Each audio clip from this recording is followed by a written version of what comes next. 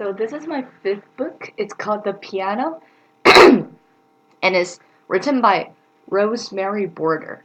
And this was a short story about a music boy who wasn't able to learn music, but then become a musician.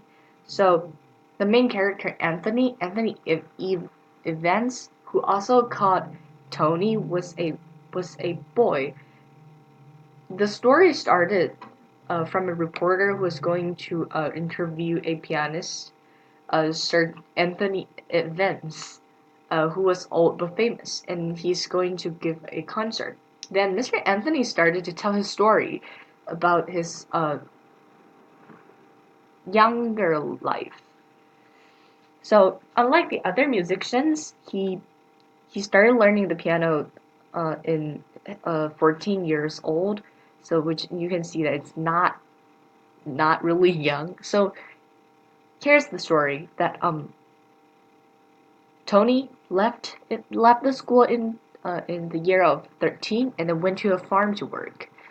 The farmer and her wife treated him like their own son. Once Mr. Wood, the farmer, asked him to get rid of everything in the garage, Tony found out that there was a piano.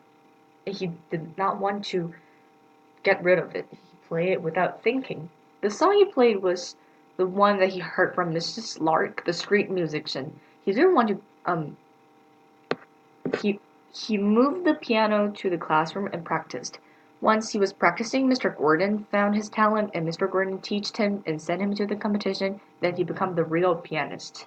So this is all about the story, and I would recommend this book because I really like music, and I think